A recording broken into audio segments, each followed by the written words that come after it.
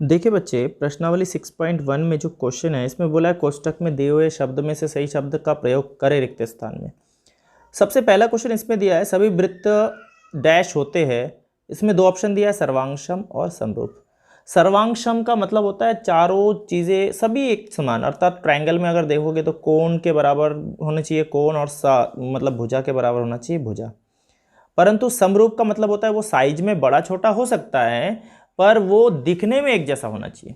अब सभी वृत्त बड़ा छोटा तो हो ही सकता है, लेकिन दिखने में अगर एक जैसे, क्योंकि वृत्त तो वृत्त है, सर्कल तो सर्कल है, एक जैसे दिखेगा, तो इसका हमारा जो सही आंसर होगा ये होगा समरूप, कि सभी वृत्त समरूप होते हैं।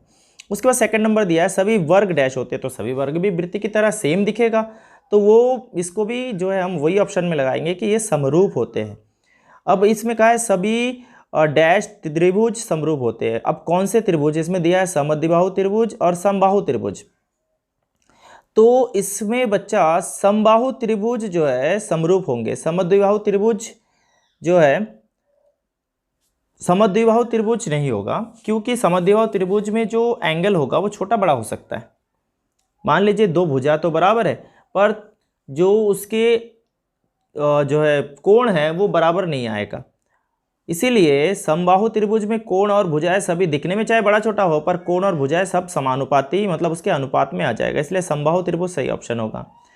और चौथे नंबर में जो है बराबर और समानुपाती दिया है और बोला है संगत भुजाएं क्या होना चाहिए, तो इसमें समानुपाती होता है, बराबर होता है सर्वांगसम में, अर्थात तो जो सिमिलरिटी में नहीं होता। इंग्लिश में इसको कहते हैं सिमिलरिटी, समरूप मतलब सिमिलरिटी और सर्वांगसम मतलब कॉन्ग्रुएंट।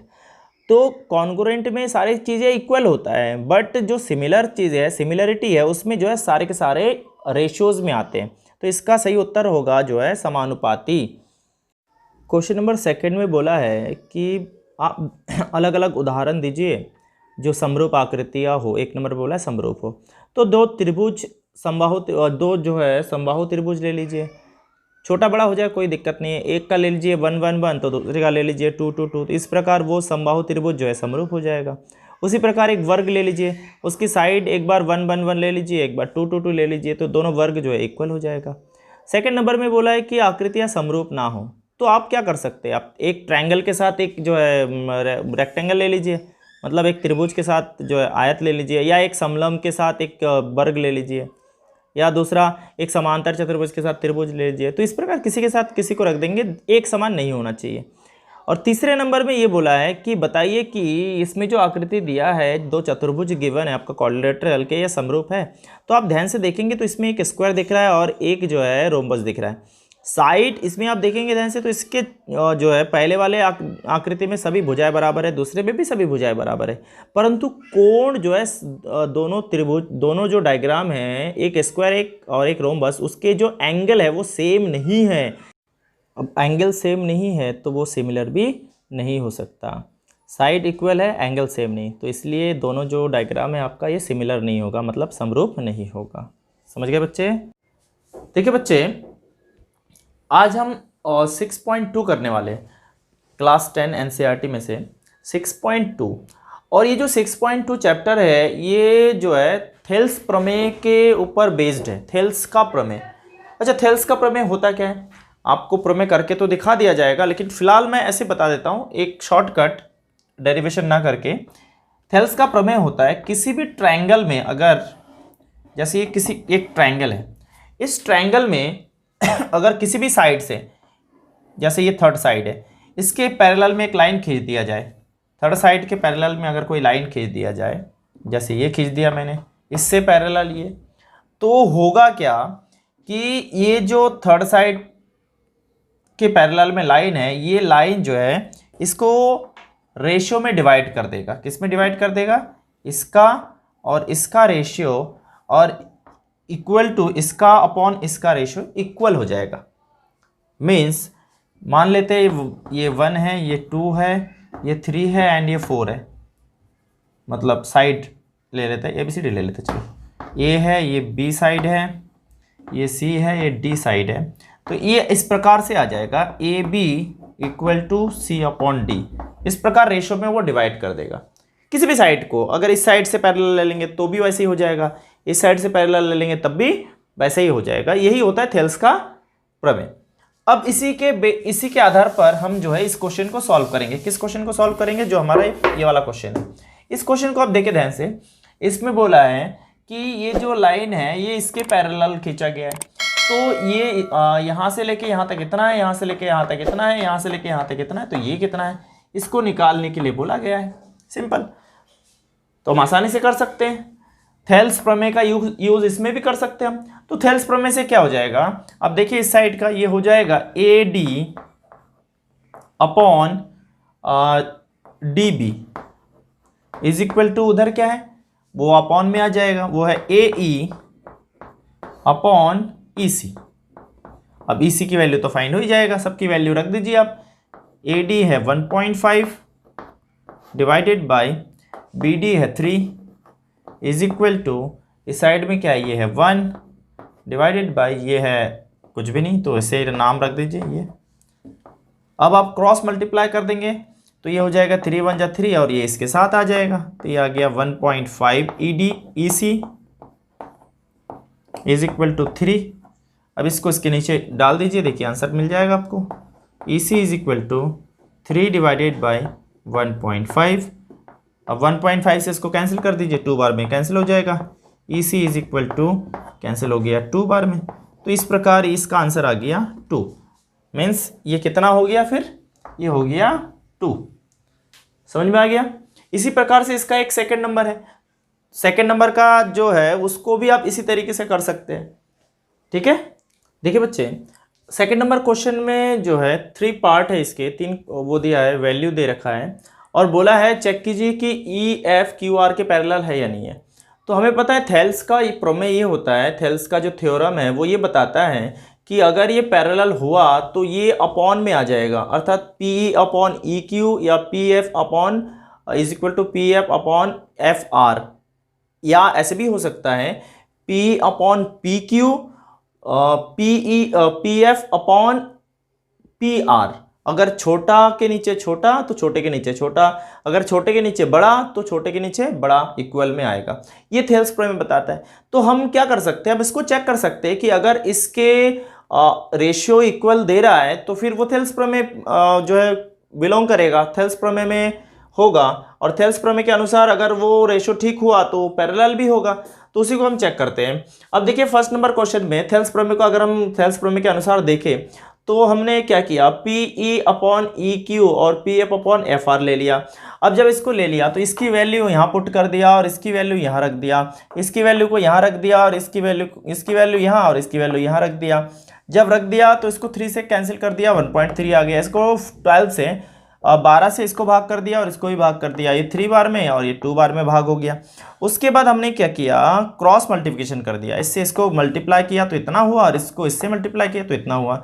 हमने देखा कि दोनों साइड में इक्वल तो नहीं है, तो डज नॉट इक्वल है, तो इक्वल नहीं है इसका मतलब क्या है, ये थेल्स प्रमेय को बिलोंग ही नहीं कर रहा है। और थेल्स प्रमेय को बिलोंग नहीं कर रहा है मतलब पैरेलल नहीं है। तो हमने लिख दिया EF जो है QR के समांतर नहीं है, does not parallel to EF does not parallel to QR। इसी प्रकार सेकंड वाला देखिए आप, सेकंड वाले में क्या हुआ, सेम थेल्स प्रमेय को चेक करना है आपको, करना था आपको। तो उसी प्रकार पूरा का पूरा वही लिखा, PE बाई EQ और PF बाई FR। यहाँ देख लीजिए आप एक बार, PE बाई EQ और PF बाई FR ये ले लिया, छोटे से छोटा छोटे से छोटा। आप जब इसको लेते तो देख लीजिएगा जो आपका क्वेश्चन है उसमें वैल्यू किस किस का दिया है उसके हिसाब से लीजिएगा। मैं इसको ऐसे ले रहा हूँ क्योंकि इसमें वैल्यू दे रखा है उसके हिसाब से। अब जब मैंने इसको रखने के बाद हमने देखा कि क्रॉस मल्टीप्लिकेशन में इधर भी 36 आ रहा है और उधर भी 36 आ रहा है। इसका मतलब ये हुआ कि रेशियो तो इक्वल हो गया। अगर रेशियो इक्वल है मतलब ये वाला और ये वाला पूरा का पूरा इक्वल है तो ये थेल्स प्रमेय को बिलोंग कर रहा है। इसका मतलब ये हुआ कि EF पैरेलल टू QR, मतलब ये EF जो लाइन है QR के पैरेलल है। उसी प्रकार हमने थर्ड वाला लिया।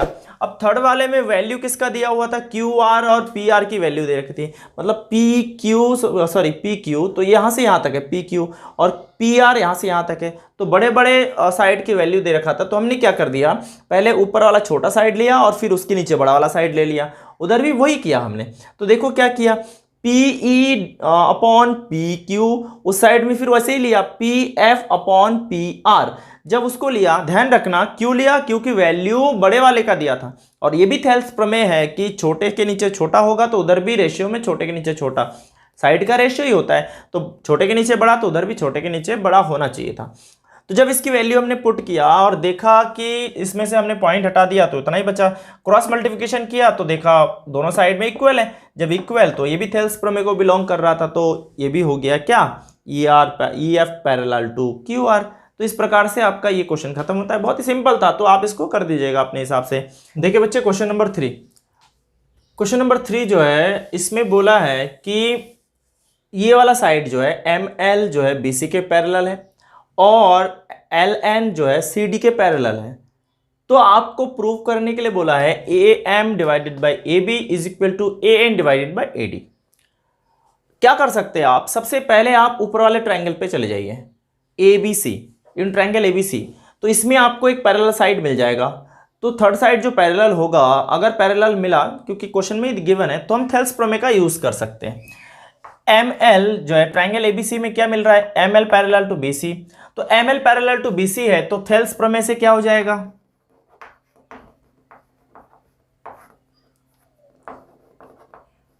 Thales theorem.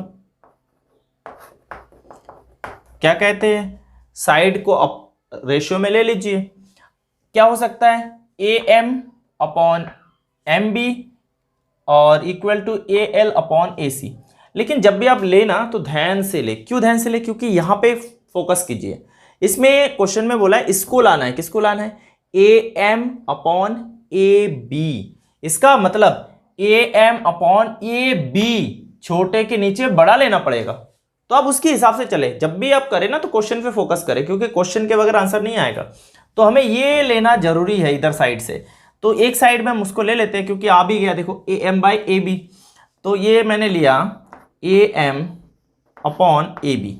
अच्छा, अगर मैंने A M upon A B लिया तो इस ट्रायंगल में मैं इस ऊपर वाले ट्रायंगल पे था, नीचे वाले पे नहीं था, इस वाले पे नहीं था, ऊपर वाले पे था, तो इसके सेकंड वाला क्या हो जाएगा, ए एल अपॉन ए सी, क्या हो जाएगा, ए एल अपॉन ए सी, तो इक्वल में आ जाएगा ए एल अपॉन ए सी। अच्छा, इसको हम ले लेते हैं इक्वेशन फर्स्ट। अब हम चले जाते हैं नीचे वाले ट्रायंगल पे, नहीं आया समझ में, अब हम चले जाते हैं नीचे वाले ट्रायंगल पे, ट्रायंगल ACD में। इसमें देखो, इसमें दिया है पैरेलल, क्या दिया है, इसमें पैरेलल दिया है आपका LN पैरेलल टू CD। अच्छा, अगर ये पैरेलल है तो इसमें भी थेल्स प्रमेय लगेगा, लगेगा कि नहीं लगेगा, थेल्स के नियम से। तो आप देखिए, अब फिर से इस साइड में फोकस कीजिए, AN अर्थात AN ये वाला है और AD बड़ा वाला है, मतलब इसमें भी हमें छोटा और बड़ा लेना पड़ेगा जैसे हम इसमें लिए थे। तो थेल्स प्रमेय का यूज करके इस पे करें, कैसे करेंगे, पहले इसको लिख दीजिए, या इसको किसी को भी लिख सकते हैं आप, तो मैं इसी को लिख देता हूँ AN, या इसको लिख देता, चलो क्या लिख देता हूँ, AN डिवाइडेड बाई क्या, AD, पता चल गया, ये देखो AN divided by AD, clear. तो यहाँ से भी हमें लेना पड़ेगा ये वाला डिवाइडेड बाई वो वाला बड़ा वाला, ठीक है, तो इज इक्वल टू आ जाएगा AL divided by AC। Equation क्या है ये, सेकंड, ठीक है। अब इक्वेशन फर्स्ट और सेकंड में कंपेयर कर दीजिए, तो देखोगे ये पूरा पूरा कैंसिल हो जाएगा, क्या पूरा पूरा कैंसिल हो जाएगा, ये पूरा पूरा कैंसिल हो जाएगा, ये वाला और ये वाला देखो कैंसिल हो जाएगा, तो ये दोनों इक्वल में आ जाएगा। समझ में आ रहा है कुछ, बहुत सिंपल है। अब लिख दीजिए इक्वेशन फर्स्ट एंड सेकंड से,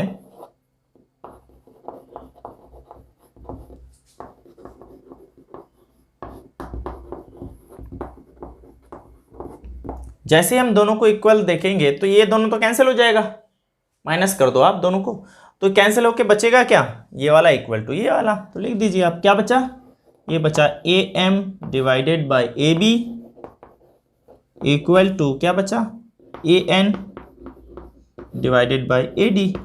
देखो जो लाना था वो मिल गया, मिल गया, तो ये प्रूव्ड हो गया।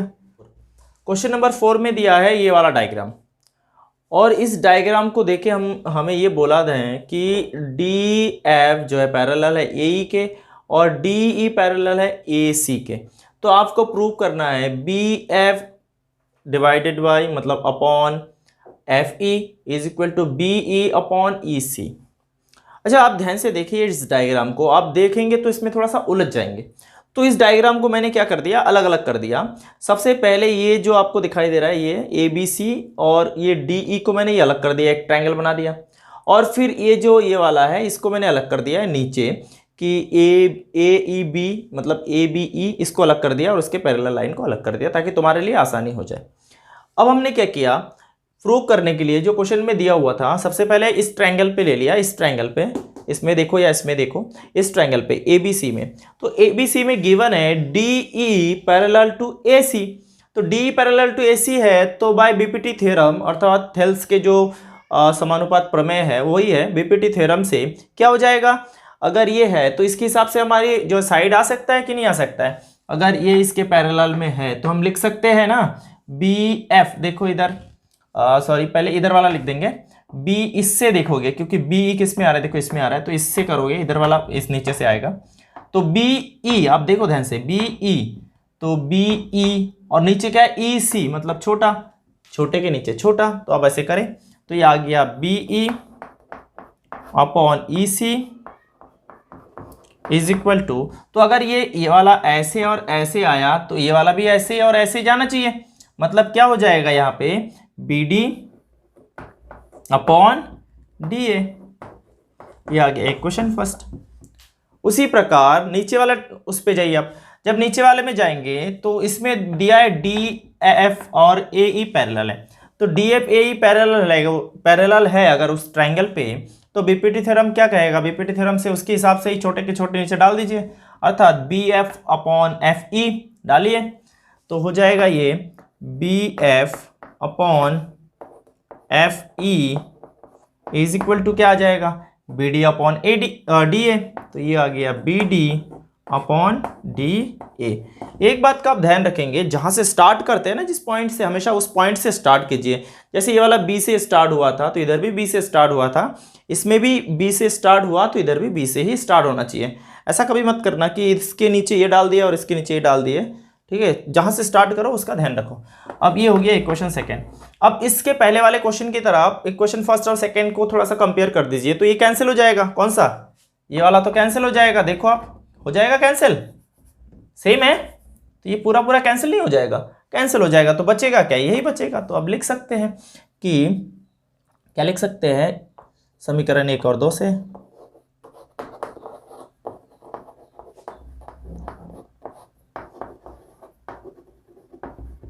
देखो हो गया बराबर B E divided by E C is equal to B F upon F C F E sorry, ये हो गया प्रूव्ड। क्वेश्चन में ये दिया है, अब बोलोगे ऐसे नहीं आया, वो घूम गया, कोई बात नहीं, आप पहले इसको करते और फिर इसको करते तो ऐसे ही हो जाता, या इसको आप घुमा के लिख दीजिए तब भी वही बात है, एक ही बराबर है, उससे कोई फर्क नहीं पड़ेगा, समझ गए।